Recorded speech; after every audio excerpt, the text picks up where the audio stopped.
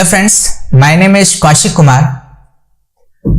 Logical functions को continue करते हुए आज हम सीखने वाले हैं नेस्टेड इफ कि नेस्टेड इफ क्या होता है। पिछले वीडियोस में मैंने आपको इफ के बारे में पढ़ाया था और बताया था उसके बारे में कि इफ फंक्शन क्या करता है। ठीक है, इसके मैंने दो पार्ट्स ऑलरेडी अपलोड कर दिए हैं, फर्स्ट और सेकेंड। ठीक है, ये हमारा पार्ट 3 है जिसमें हम नेस्टेड इफ के बारे में पढ़ने वाले हैं कि नेस्टेड इफ क्या करता है और कैसे इसको हम अप्लाई करते हैं।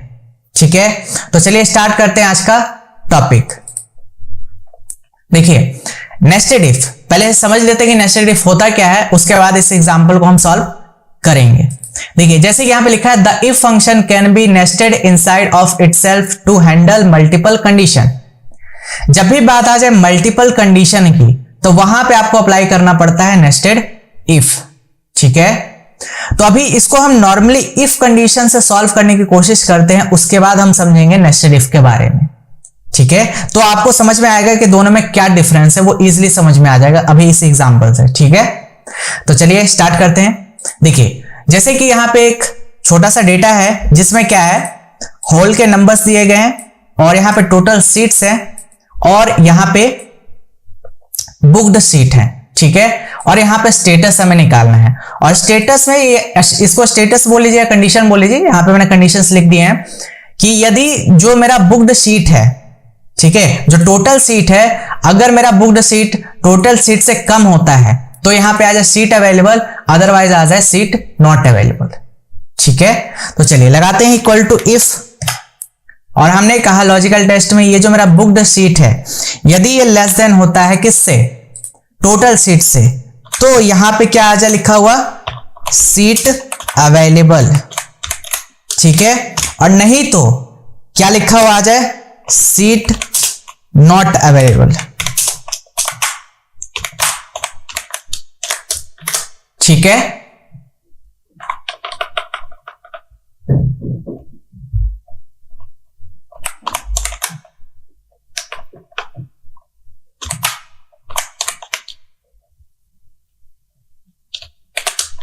इतना समझ में आया। फिर एंटर। देखिए, यहां पे जहां जहां पे ये जो बुक्ड सीट है टोटल सीट से यदि कम है तो वहां पे क्या लिखा हुआ आ गया आपके सामने, देखिए सीट अवेलेबल। और जहां पे सीट से ज्यादा हो रही है, देखिए यहां पे जैसे 616 टोटल हमारे पास क्या थी, सीट्स थी, और यहां पे बुक्ड कितनी हो गई 617, तो यहां पे क्या आया सीट नॉट अवेलेबल। समझ में आया। ठीक है, ये तो इजी था, आपको समझ में आ गया। लेकिन अगर मैं यहां पे एक और कंडीशन बढ़ा दूं कि यदि जो मेरा टोटल सीट है और बुक्ड सीट है अगर दोनों ये बराबर हैं तो लिखा हुआ है सीट नॉट अवेलेबल, और टोटल सीट से यदि बुक्ड सीट कम है तो सीट अवेलेबल लिखा है। और थर्ड कंडीशन में ये दे दूं कि यदि मेरा जो टोटल सीट है उससे अगर ज्यादा हो जाता है बुक्ड सीट तो वहां पे लिखा है ओवर सीट्स। क्या लिखा हुआ है, ओवर सीट्स। ठीक है, तो यहां पे बात आ गई कंडीशंस और कंडीशन बढ़ गई, तो यहां इसकी मजबूरी क्या है कि ये तो सिर्फ दो ही कंडीशन ले सकता है ना, यहां पे या तो वैल्यू ट्रू या तो वैल्यू फॉल्स। ठीक है, तो लॉजिकल में सिर्फ ये कंडीशन कितना ले सकता है, एक ही ले सकता है ना, लेकिन हमें जरूरत कितने की पड़ गई, दो की। समझ रहे हैं, यहां पे तो दो इसने ले लिया आराम से, यहां पे दो सीट अवेलेबल और seat not available, value true और वैल्यू फॉल्स। लेकिन यहां पे लॉजिकल कंडीशन एक और जरूरत पड़ गई हमारे, क्या कि यदि वो जो टोटल सीट है वो इसके बराबर हो जाए तो वहां पे क्या लिखा आ जाए सीट नॉट अवेलेबल, और उससे ज्यादा चला जाए तो क्या हो जाए, वहां पे लिखा आ जाए ओवर सीट्स। ठीक है, तो देखिए यहां पे क्या करेंगे, थोड़ा सा बस इसमें चेंजेस करना है। जहां पे जो सीट नॉट अवेलेबल है ना वैल्यू इफ फॉल्स में, उसको हटा दीजिए और यहां पे एक और इफ फंक्शन चला दीजिए इसी के अंदर। ठीक है, तो देखिए फिर से ये स्टार्ट होगा लॉजिकल टेस्ट। तो लॉजिकल टेस्ट में इस बार क्या कहेंगे कि ये जो मेरा बुक्ड सीट है यदि ये बराबर हो जाए किसके, टोटल सीट्स के। ठीक है, तो आप बताओ कि सीट नॉट अवेलेबल या सीट फुल आप बोल सकते हो, मैं यहां पे लिख देता हूं सीट नॉट अवेलेबल। ठीक है,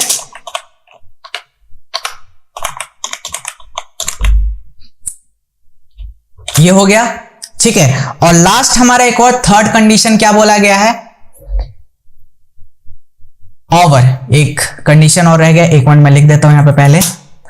लास्ट हमारा कंडीशन क्या रह गया है कि अगर ये ओवर ड्यू हो जाए, क्या हो जाए, ओवर सीट्स, ठीक है। तो हमारे यहां पे देखिए ध्यान से कि दो कंडीशन तो फुलफिल हो गया कि पहला, यदि ये जो बुक्ड सीट है टोटल सीट से कम होता है, टोटल सीट्स है तो बुक्ड सीट अगर कम होता है उससे, तो वहां पे क्या आ जाए, सीट अवेलेबल। और यदि जो मेरा बुक्ड सीट है और टोटल सीट है वो उसके बराबर रहे, दोनों अगर बराबर हो जाते हैं तो वहां पे आ जाए सीट नॉट अवेलेबल।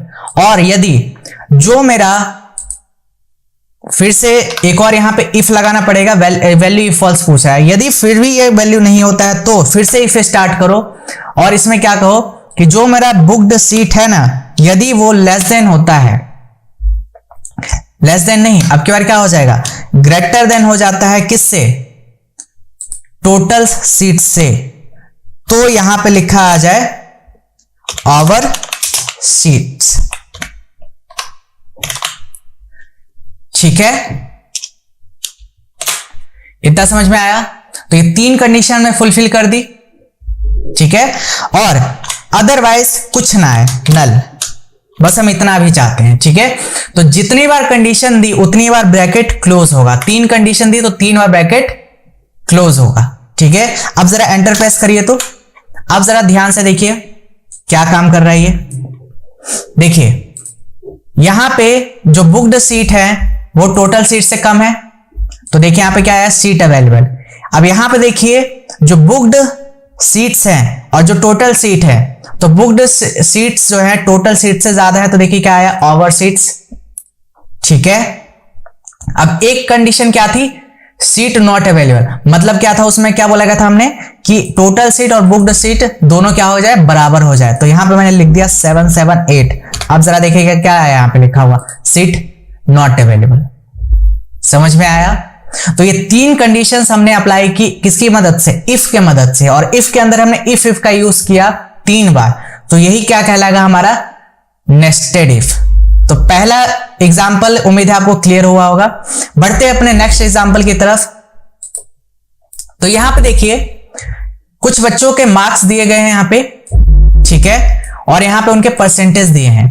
अब यहां पे कंडीशन में बोला गया है कि इफ, यदि जिसका भी परसेंटेज ग्रेटर देन 90 है तो उसे क्या मिलेगा, ए ग्रेड, और जिसका भी 80% से ज्यादा है उसे क्या मिलेगा, बी, और जिसका भी 60% से ज्यादा है उसे क्या मिलेगा, सी, ठीक है। तो नॉर्मली हम इफ लगाते हैं। पहले हमने कहा कि ये जो लॉजिकल टेस्ट में हमने कहा कि यदि ये जो परसेंटेज है ग्रेटर देन क्या हो जाए 90, तो इसे क्या मिलेगा, ए, ठीक है। नहीं तो फिर से इफ चलाओ, और ये जो परसेंटेज है, देखिए एक से ज्यादा कंडीशन है ना, इसलिए मुझे दोबारा इफ की जरूरत पड़ी, ठीक है। तो लॉजिकल टेस्ट में मैंने कहा यदि ये परसेंटेज ग्रेटर देन क्या हो जाए, अब 80%, तो इसे क्या मिलेगा, क्या मिलेगा, बी, ठीक है। और यदि ये बात भी सही ना हो तो फिर से इफ चलाओ, और ये जो परसेंटेज है ग्रेटर देन यदि हो जाए 60, तो इसे क्या मिलेगा, सी, ठीक है। और यदि ये भी बात सही ना हो तो बाकी सबको क्या दे दो, डी। आप चाहे तो इतने, मतलब कितने भी इफ लगा के आप कितना भी लंबा आप ग्रेड खींचना चाहे तो खींच सकते हैं, ठीक है। इसके बाद करते हैं ब्रैकेट को क्लोज। जितनी बार आपने इफ लगाया है, 3 बार लगाया तो 3 बार क्लोज होगा। या फिर इसको पहचानने का सही तरीका कि कब तक हम ब्रैकेट क्लोज करें, तो जब तक आपका लास्ट वाला ये जो ब्रैकेट है वो ब्लैक ना हो जाए, ठीक है, और देन एंटर। अब जरा इसी को आप नीचे तक ड्रैग करके देखिए, तो देखिए आपका कंडीशन फुलफिल हुआ क्या। जहां पे देखिए आप जिसका परसेंटेज 80 है, तो 80 है किसी का, यहां पे देखिए 83 है ना यहाँ पे, तो ग्रेटर देन क्या है, 80 है ना ये, तो क्या है इसका, बी आया ना। देखिए यहाँ पे हमने कंडीशन दिया था जिसका भी ग्रेटर देन 80 हो उसे क्या मिलेगा, बी। और यहां पे देखिए जिसका भी ग्रेटर देन 60 है, तो यहां पे देखिए 68 है तो उसका क्या आया है सी। और उसके बाद हमने कहा था उसके बाद जिसका भी जो भी परसेंटेज उससे क्या मिल जाएगा सी। तो देखिए यहां पे जिसका भी उससे कम या कम में है उसका देखिए क्या आया है डी आया है। समझ में आया? ठीक है, तो उम्मीद है आपको सेकंड एग्जांपल भी क्लियर हो गया। अब बढ़ते हैं थर्ड एग्जांपल की तरफ। यहां पे देखिए कुछ अमाउंट के कंडीशंस दिए गए हैं और यहां पे टैक्स का रेट दिया गया है, ठीक है, परसेंटेज। तो यहां पे हमें बोला गया है क्या, वो देखिए ध्यान से। जैसे कि यदि हमारा जो अमाउंट है लेस देन होता है 2.5 लाख से, कितने लाख से? 2,50,000 से, तो उसे क्या मिलेगा नील, मतलब उस पर कोई भी परसेंटेज नहीं लगेगा, कोई भी टैक्स नहीं लगेगा, ठीक है। और यदि जो अमाउंट है वो बिटवीन रहता है 2,50,000 से 5 लाख के बीच में, तो उसे कितना परसेंट देना पड़ेगा टैक्स? 5%।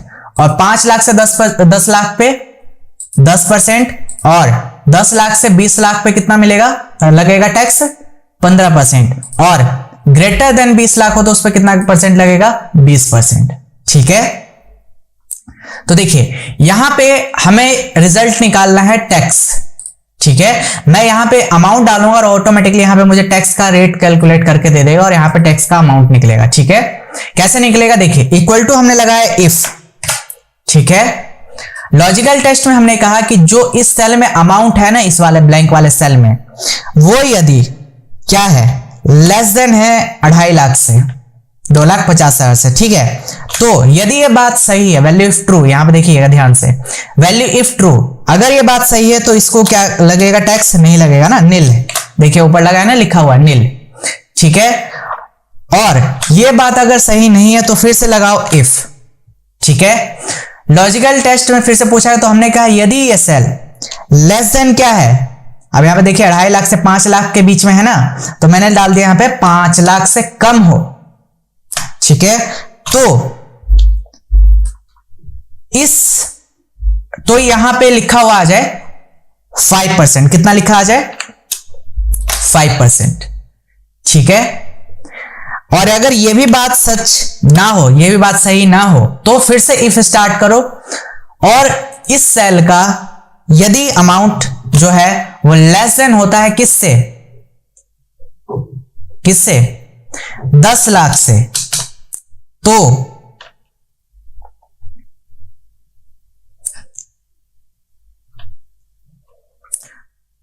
क्या करो,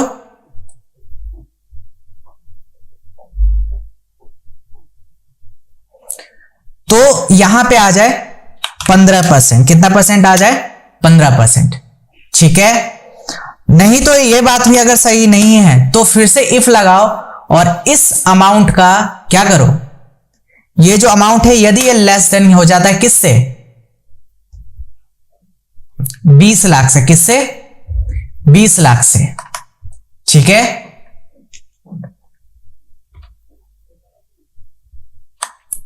तो यहां पे कितना परसेंट आ जाए? 15% दे दिया ना, 20 कितना परसेंट? 5 स्क्वायर, यहां पे ये 10% होगा हमारा, और ये कितना हो जाएगा? 20 नहीं 15, ठीक है, क्लियर। और यदि ये भी बात सही ना हो, वैल्यू इफ फॉल्स, यहां पे देखिए लास्ट क्या पूछा, वैल्यू इफ फॉल्स, तो अदरवाइज क्या करें? ग्रेटर देन, मतलब अगर 20 लाख से ऊपर जाएगा तो उस पर कितना परसेंट कटेगा? 20%, ठीक है। देन ब्रैकेट क्लोज, कितनी बार? जितनी बार आपने इफ लगाया है, 1 2 3 4, तो 1 2 3 4, ठीक है।